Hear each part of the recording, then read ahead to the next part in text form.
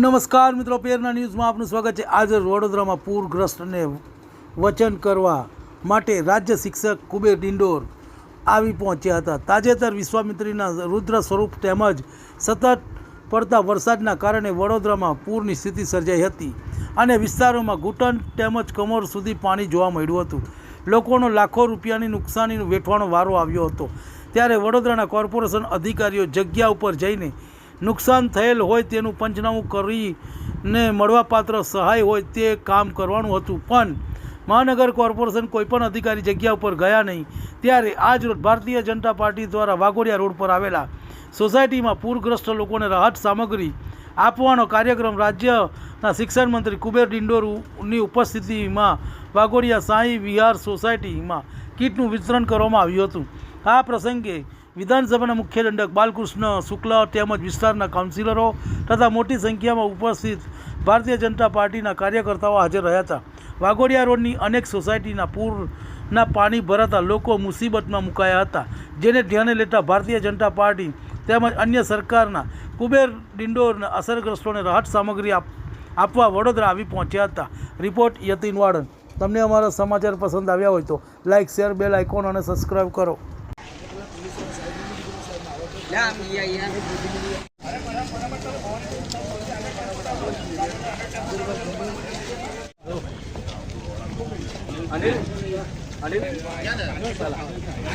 સોસાયટીના પ્રમુખ છે, તમામ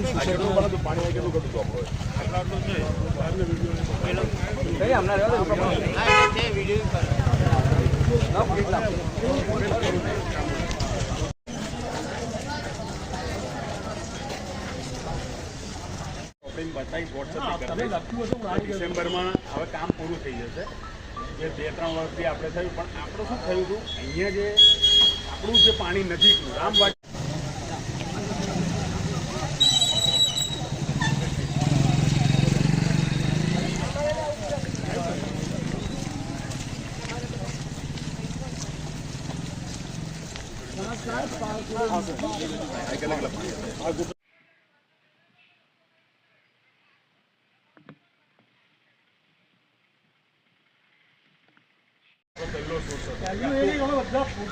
પહેલું પ્રોબ્લેમ આપણો પેલું એપાર્ટમેન્ટ એપાર્ટમેન્ટમાંથી જે રસ્તો તો બંધ છે।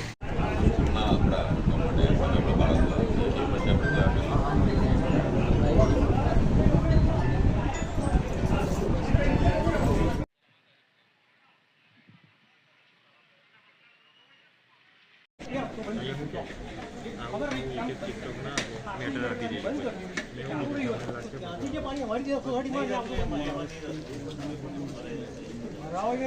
ત્યાંથી પેલી આપણે સ્કૂલની બાજુમાં હતી ને એટલે જોઈન કરવાનું પલડી ગયો છે એટલે અરે બાકી કે બાઈક ના ખાલી થઈ ગઈ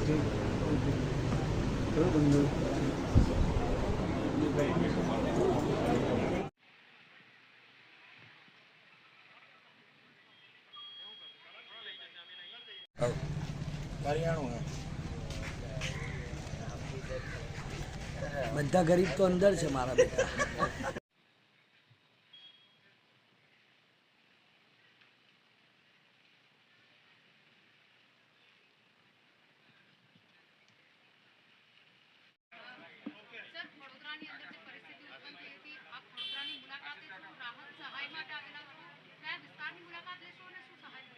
સવિશેષ તો બધાને મારા નમસ્કાર। અને જે કંઈ પરિસ્થિતિ સર્જાઈ છે, જે આપણા પરિવારજનોએ જે દુઃખ સહન કર્યું છે, એમને પણ એમના સાથે અમારી સહાનુભૂતિ સંવેદના છે। સાથે સાથે હું તો આપણા જે સ્કૂલના ફરીથી આપણું શિક્ષણ ધબકતું થાય, ફરીથી આપણી સ્કૂલો કાર્યરત થાય, એના માટે આમ તો મારા શિક્ષક મિત્રોએ પ્રયત્ન કર્યા છે। જે સ્કૂલો બંધ રહી હતી પુનઃ આપણે ચાલુ કરીએ છીએ, અને હું આજે શુભેચ્છા મુલાકાત માટે આવ્યો છું। વિશેષ મારા શિક્ષણ વિભાગના અમારા ડીઓડીપીઓની સાથે મળીશ, અને જે કંઈ આપણી જે પુસ્તકો નષ્ટ પામ્યા છે બાળકોના જે કંઈ એરિયામાં, એમને એનું સર્વે કરીને ફરીથી તાત્કાલિક સરકાર તરફથી આપણા પુસ્તકો સમયસર બાળકોને મળે એના માટેના પ્રયત્નો માન્ય મુખ્યમંત્રીશ્રીના આદેશ અનુસાર અમે અહીંયા આવ્યો છું। અને પૂરા ગુજરાતમાં જ્યાં જ્યાં આપણે અતિવૃષ્ટિ થઈ છે, સૌરાષ્ટ્ર એરિયામાં પણ જ્યાં જ્યાં સ્કૂલોનું નુકસાન થયું છે, પુસ્તકોનું નુકસાન થયું છે, બાળકોના જે સ્કૂલો પલળી ગયા છે, એ ફરીથી કામ લાગે એવા નથી, એમનું સર્વે કરી તાત્કાલિક ટૂંક સમયમાં એમને પહોંચાડવાની વ્યવસ્થા અમારે કરવાની છે। એના માટે બિલકુલ આપ જે વિસ્તારમાં રાહત સામગ્રીનું વિતરણ કરવા માટે આવ્યા છો,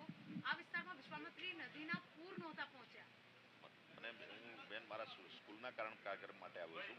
આ મિત્રો અને અમારા જે કાર્યકર્તાઓ છે એમને મળ્યો છું અને જે કંઈ વ્યવસ્થા હશે એ જે કંઈ પૂરું એરિયા પ્રભાવિત ત્યાં પહોંચાડતા હશે અને તંત્ર દ્વારા પણ એની વ્યવસ્થા થઈ રહી છે અત્યારે હાલ.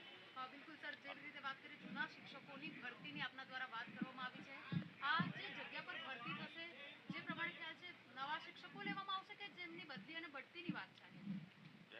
આજે જૂના શિક્ષકો એક જેમ 3 પ્રમાણેની જે ભરતી આપણે કરી રહ્યા છે જૂના શિક્ષકો એટલે જે એમાં એમને વતનનો લાભ મળે એના માટેની એ વ્યવસ્થા છે. એ વ્યવસ્થા કંઈ નવી નથી, પુરાની હતી પણ વચ્ચે સ્ટોપ થઈ હતી અને અમે પુનઃ એને ઓપન કરી છે અને એ રીતે આપણા શિક્ષક મિત્રોની ભરતી થશે. અને સાથે સાથે આપને માધ્યમથી હું એક પણ કહેવા માગું છું, આપણું કેલેન્ડર વર્ષ જાહેર કરેલું છે એટલે અત્યારે એજ બેન્ડની જાહેરાત આપણે આપી દીધી. અત્યારે જૂના શિક્ષકોની ભરતીનું આપણે જાહેર કર્યું. હવે ટાટ ઉત્તર માધ્યમિકની આપણે જાહેરાત આપીશું, ટાટ માધ્યમિકની આપીશું અને ટેટ 2 6 થી 8ની પણ જાહેરાત આપણે આપીશું અને ટેટ 1 અને અન્ય માધ્યમ એમ તમામ આપણું કેલેન્ડર છે દિવાળી પહેલાં આ બધી જ જે જાહેરાતો છે એ આપીને આપણે 24,700 જેટલી જગ્યાઓ છે એ આપણે ભરવા માટેનો પ્રયત્ન આપણે ચાલુ કરવાના છે અને એ દિવાળી પહેલાં પૂરો કરીશું. અચ્છા, આજે જૂના શિક્ષકોની વાત છે, એમની જો બદલી થશે અથવા તો બઢતી થશે તો એમની જગ્યા ખાલી થવાની ને સાહેબ? એ જ આપના હા આપણે સરસ પ્રશ્ન પૂછ્યો કે જૂના શિક્ષકો છે એને આપણે પહેલાં કેમ લીધું છે કે એ જે 2000 શિક્ષકો માધ્યમિક અને 2000 શિક્ષકો ઉત્તર માધ્યમિકમાં એ આવશે એની જગ્યા ખાલી થશે. 100% વાત આપણી સાચી છે. એ એના માટે ઉત્તરમાં આપણે ભરતી એના પછી આપીશું. જગ્યાઓ ખાલી નવા શિક્ષકથી ભરાશે અને નવા વિદ્યાર્થીઓ નવા મિત્રોને રોજગારી મળશે. એ રીતે માધ્યમિકમાં પણ નવા મિત્રો આવશે. એ 2000 જગ્યાઓ છે, નવા કેન્ડિડેટ એટલા આવશે આપણા. એ મોટો ફાયદો છે આપણા બધા. સાહેબ, જે રીતે તમે શિક્ષણ મંત્રી છો, વડોદરામાં જે પ્રકારે પૂર આવ્યું, MS યુનિવર્સિટીમાં લાખો કરોડો રૂપિયાનું નુકસાન થયું, એ બાબતે કોઈ ચર્ચા? અત્યારે એનો સર્વે આવ્યા પછી એનો આગળ વાત કરીશું. પણ જે કંઈ નુકસાન કેજીથી પીજી સુધીમાં જે કંઈ નુકસાન થયું હશે, અમારી પ્રાથમિક સ્કૂલ હશે, કેજી આપણી સિનિયર કેજીની સ્કૂલ હશે, આપણી માધ્યમિક સ્કૂલ હશે કે કોલેજો હશે કે યુનિવર્સિટી હશે, જે કંઈ નુકસાન થયું છે એનું સર્વે કરીને આવનારા સમયમાં એની પૂરતા કરવા માટે રાજ્ય સરકાર કરી છે. અચ્છા સાહેબ, આપના દ્વારા ભરતીની વાત કરવામાં આવી રહી છે, પરંતુ MS યુનિવર્સિટીમાં ઘણા સમયથી પ્રોફેસર અને લેક્ચરરની કમી દેખાઈ રહી છે. આ ભરતીઓ ક્યાં સુધી પૂર્ણ કરાશે? હકીકતલક્ષી રિપોર્ટ મેળવીને અમે આગળ વધીશું.